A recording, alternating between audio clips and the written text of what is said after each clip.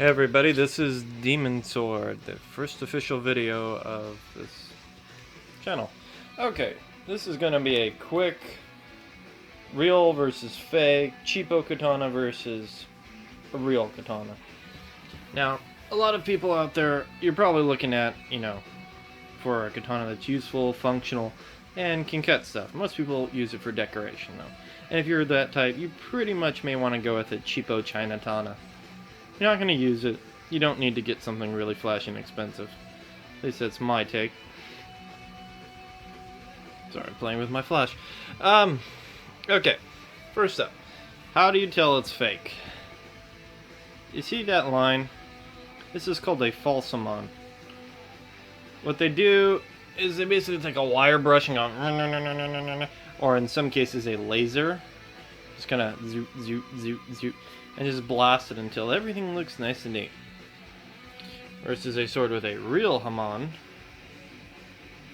As you can see that nice faint line there, that's a forging line. That's a really good sword, by the way. Now, I'll get to this one in a bit, but first we'll focus on these two.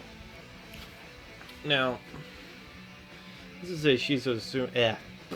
Can't even say it. Nope, can't say it. The style of this blade has a medium, a hard, and then a soft core. It's a pretty expensive blade. I actually got it for a very good deal. This one was custom forged for me by a smith in Japan. She's a beautiful sword, kind of a odd name, but we'll get to that at some point. Now, you see this? This guard is called, this is called the Suba, is made of something called resin. Excuse me for it. I'm going to turn on my light so you can see it a little better. Yes, I'm doing this all moment. Now, you're probably, if you're an anime fan, you can recognize this sword. If not, ask and I'll tell you. But till then, I'm not going to go into it. Now, as you can see, the groovings for this aren't that.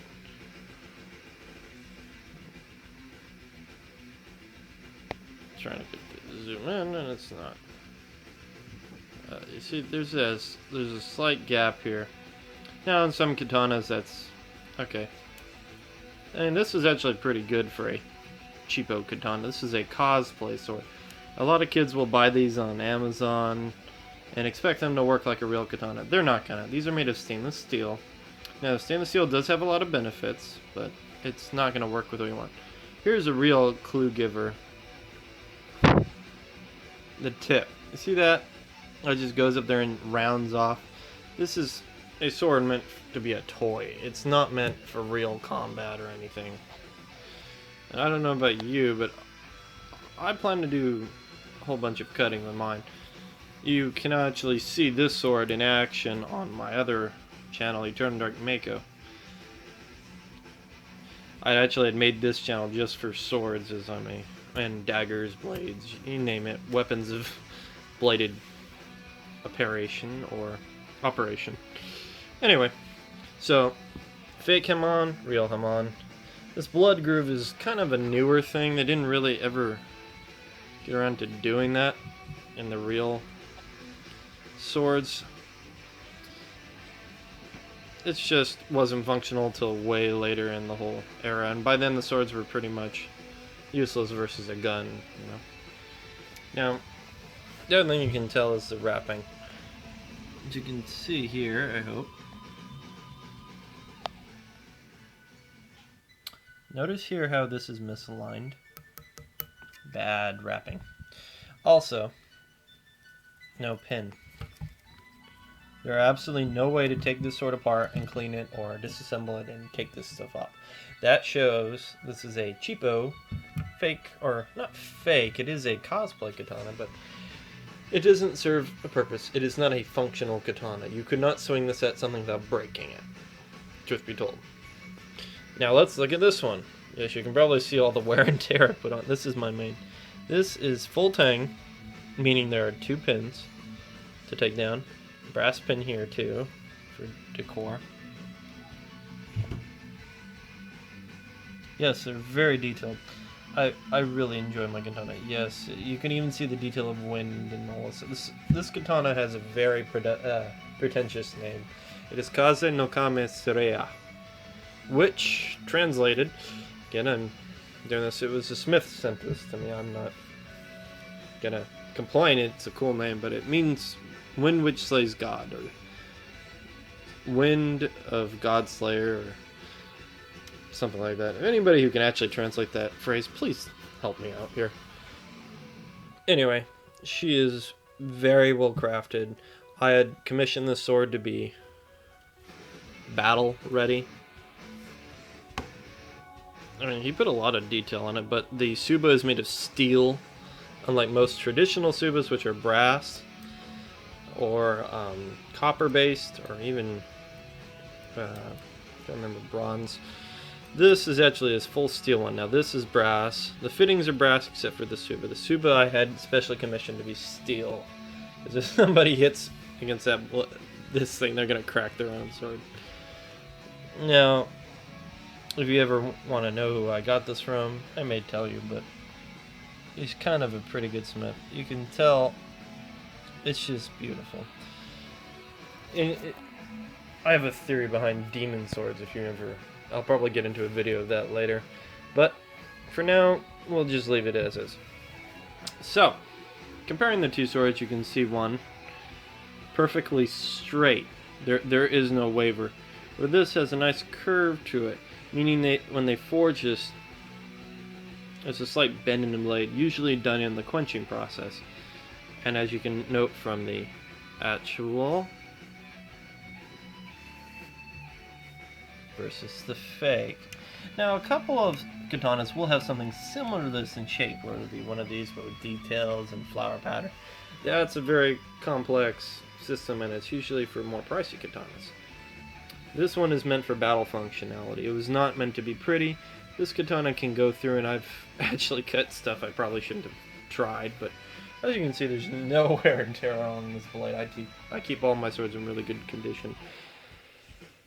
Okay. So, I hope that helps you guys. If you guys are looking on Amazon.com, or Swords of Might, or Swords of the East, or even Bud K. Bud K is good. I've got a couple of swords from them. I have one Shinwa when they first actually made real swords before they sent all weird on me. Anyway, this one is actually used for Aido, which is a Japanese sword drawing technique, martial arts. If you're into that, go for it. I personally do it for fun. I don't really do anything. The balance of this blade, is, if I'm not too chicken shit, is roughly, I'd have to say, from the feel, about here. That's the midpoint to hold your finger up. Now, as the blade's out, I'm not going to do that. And I can't do it. I would do it two-handed because, have your hand under in case the blade starts to move, but there are two pluses to having a higher balance. One, you can swing the sword quicker. I mean, it won't tire you out. Downside to doing this, your strikes won't have as much weight behind it and will be less impact. So, if you're looking for something to do a lot of impact, a real Japanese sword actually has quite a bit of weight to them. You can actually see this one is clay tempered. Now, you've been probably wondering at this video, well, I've been talking about these two, why haven't I gone into this one? This one is actually a Japanese shiwato, made by Ujifusa. You can look it up. This is a, I had to glue, because this shit started splintering. This is really old, all that glue and stuff they had to use originally on this. This blade has been in my family for quite a while. By the time I got it, it was in really bad shape, and I'm the only one who figured out, oh my gosh, it's actually a lot more than a piece of POS katana that my grandfather got in Japan. My grandfather found this, and it's been in my family for quite a few generations now, so this is our family sword. The only issue with it, as you can see, there's a slight bend in it. And you see that slight bend, only a really good Japanese sword will bend just slightly in the dent. This thing cut through a frickin' tree. I mean, cut through a door, cut through a tree. Yeah, my family hasn't been nice to it. I cried a little bit when I got it. Yes, you can tell the good design, handcrafted, all that. Now see here, I want to get into this. Handcrafted. This is hand molded and shaped. Whereas this one is very close in design and shape, as you can. Well, I actually modeled this Suba after this one's, kind of to keep it the family tradition. But anyway, if you want to see the Suba for this sword, it's my icon on Demon Sword. I won't really go into detail showing off that because that one's worth quite a bit of money, so I don't usually keep it on the blade in case, you know, bothers or whatever. So you can now this one, you're probably like, ooh, let me see. Yeah. This is my Shihozume. It's now when I say ujifusa, I mean one of the ujifusas, probably a descendant. It actually says it on the blade. I had this thing translate. Trying to get it.